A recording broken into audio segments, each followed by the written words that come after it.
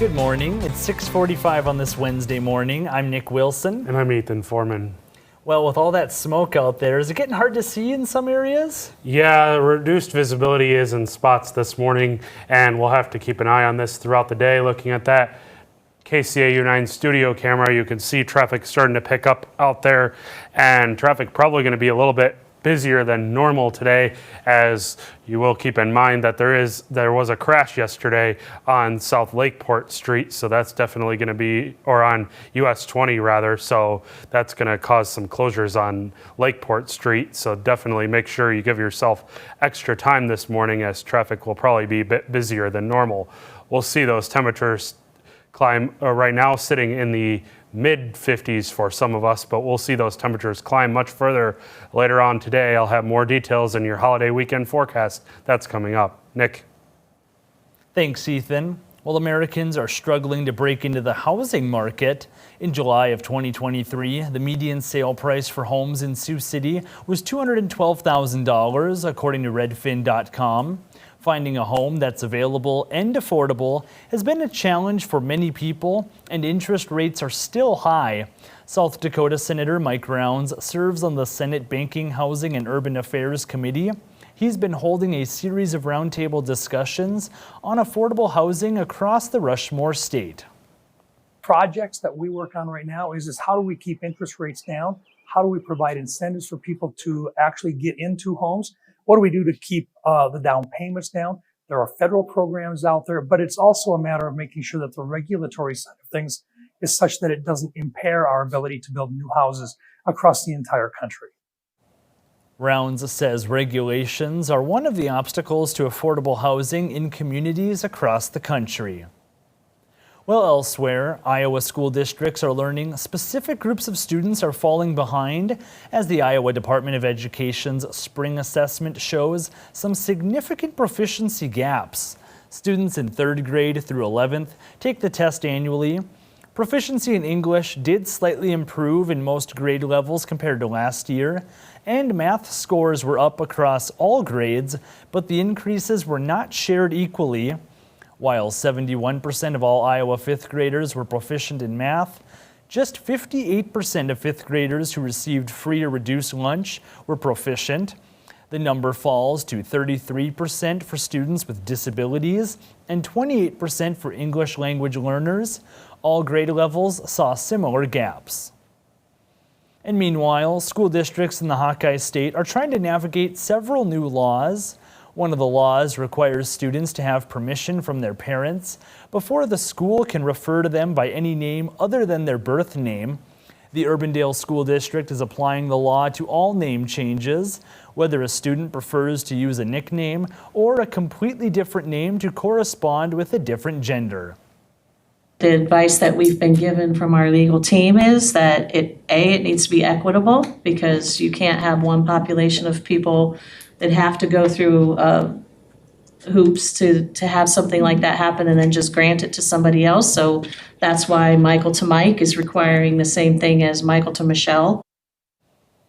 One member of the school board has a son who attends school in the district. He shared his thoughts on the new law. The whole thing's silly. My own son has a name. He goes by a name that's a shortened version of his birth name. He suggested we just go ahead and change it to Batman. We could, you know, and I say that only half in jest. You know, a ridiculous law sometimes requires a ridiculous response, I suppose. The district is also working to comply with the new Iowa law dictating which books are allowed in school libraries, with 65 books removed from library shelves. Well, in lighter news, Siouxlanders might want to keep their eyes on the skies tonight. There's a chance to see something quite rare. Tonight's full moon is going to be a blue supermoon. So what's that? Well, according to Casey DeRue, an assistant astronomy professor at the University of Iowa, a blue moon refers to the second full moon in one calendar month. A supermoon is a separate event where Earth's closest celestial neighbor gets even closer. The moon's orbit is actually not a perfect circle. It's actually an oval. And so in that oval, we actually sit a little off center. So there's a point at which the moon is actually literally closer to the Earth than it would normally be. It's only about 5% closer, but it does make for slightly more dramatic viewing. That 5% change in distance can make the moon something like 10 to 15% brighter. In addition to being brighter, the moon's position in the low horizon also makes it look a lot bigger than normal. That means it'll be easy to spot, but Daru has some tips for the best time to see this rare moon. I would advise going out around 8 or 9 p.m. The moon will be rising about 8 p.m. In the east, and so it'll probably make for the most spectacular viewing around 9 or 10 p.m. As kind of a side note and kind of fun, Saturn is actually in the sky right now very close to the moon, so you can actually observe both the moon and Saturn with your bare eye. Daru adds both the moon and Saturn will be bright enough to see from city limits, but if you don't see them tonight, you'll have to wait quite a bit. There won't be another blue supermoon until 2037. Well, now it's time to meet today's Stray of the Day, and it's Still Waiting Wednesday. And every Wednesday we share a pet picked up by Sioux City Animal Adoption and Rescue who's been waiting quite some time to find forever home. That's right. This is Annika's, a 2-year-old male American Bulldog mix that weighs about 80 pounds. He was found on the 100 block of Gull Street about a month ago. The rescue says he gets along great with women and kids, but takes a little bit of extra time to warm up to men. Annika's is available for adoption now. And if you've lost your pet, you're looking to adopt, or you'd like to sponsor a pet, you can visit the rescue's website. That's at SiouxCityAnimalRescue.com. Real cute dog. Looks friendly, you know, a bigger dog, kind of looks like a fun dog to have. For sure. Yeah. Well, I guess one last look at the forecast. What are we seeing right now? Well, we're going to be continuing to see that smoke as we head through the next couple of days. You can see smoke is quite moderate to thick across the area, even thicker as you get towards Sioux Falls. We'll be keeping an eye on that over the next few days, and our forecast shows that we'll see that continue, especially for our western areas as we head into the afternoon hours. It's going to be quite thick in spots throughout much of the day today, could be even closer to the surface instead of just the atmosphere. So definitely going to be one of those days you want to stay inside if you have any respiratory issues. This does continue into Thursday as well, even lingering partially into Friday also. There's that moon sent by Jim for today, or for last night rather, so definitely quite a pretty moon out there, and we'll see this again tonight. And as Nick mentioned, this is not occurring again until January of 2037, so make sure you get out and enjoy it, as this is the second full moon of the month. It does not mean it's blue though, but the moon is closest point to Earth. That's when a supermoon occurs, so definitely a good night to get it. Again, the best time for viewing it will be between 8 and 9 p.m. We'll see that sunshine carry into the next several days. No precip expected in the forecast, and we could be breaking some records as we head into Sunday and Labor Day Monday itself with highs over 100 degrees. Now we turn to sports, where we have some Metro matchups on the hardwood and in the pool. Anthony Mitchell has the highlights in your morning sports wrap. Good morning, Siouxland. Last night, a pair of ranked Class 5A high school volleyball squads clashed right here in Sioux City. The Black Raiders of East High hosted the North Stars. North won 2 of the last 3 meetings last season.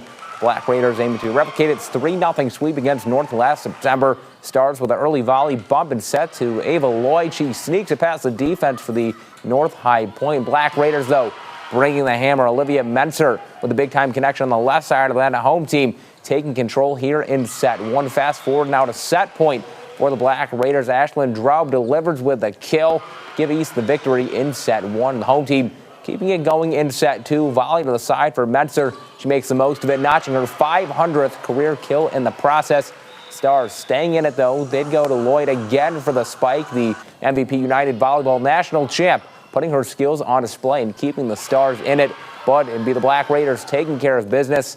They claim the second set and would pick up the 3-0 sweep over North High. Moving from the hardwood to the pool, the Sioux City Metro swim meet took place yesterday at West High School, featuring the Sioux City Metro squad and the Spencer Tigers in a pentathlon. Starting off here with the 50-meter butterfly all Metro heat. It's a close one. To the end, Addison Oakley nudges out teammate Grace Asoff by 19 thousandths of a second to win it at 27.64.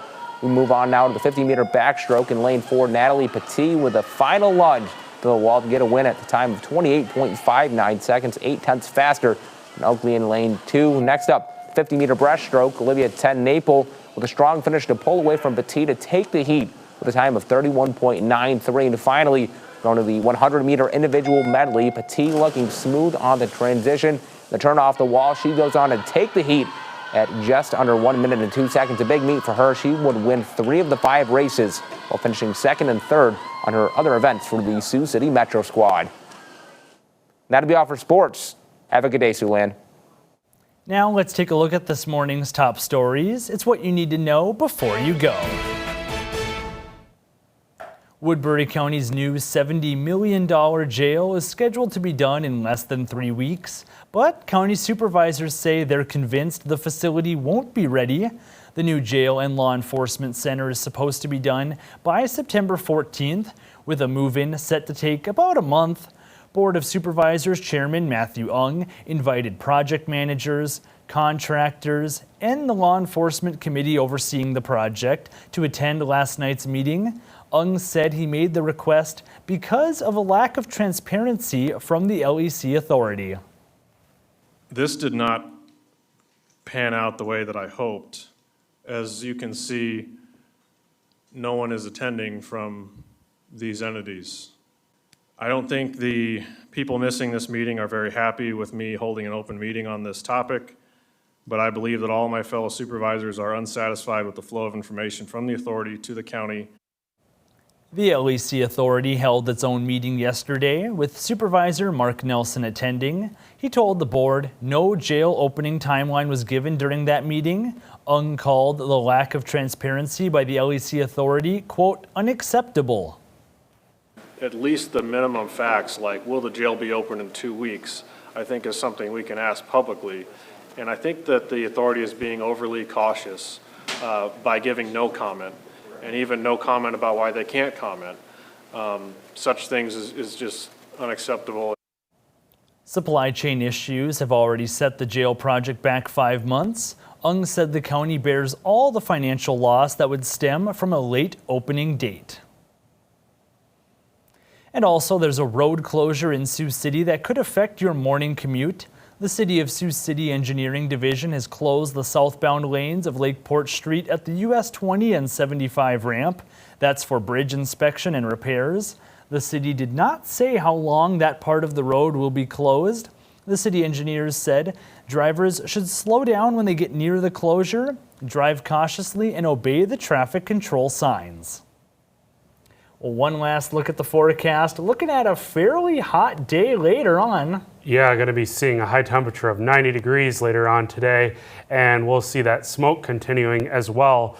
And that sunrise just happened about 10 minutes ago. We'll see those clouds and smoke continuing for the overnight hours, just a few clouds out there, I should say, low of 61 degrees. And looking at your forecast now, we'll see those temperatures climb into the mid-90s as we head into Friday for the first day of September, staying quite hot into the Labor Day holiday weekend. 99 degrees, the forecasted high on Saturday. Don't think we'll break a record that day, but records are pretty likely for both Sunday and Monday. If we do exceed that 100-degree mark, that will set records for September 3rd and 4th. So going to be a hot one out there, Nick. Definitely hot weather. We'll keep an eye on those records. Well, thanks for watching. Have a great rest of your day.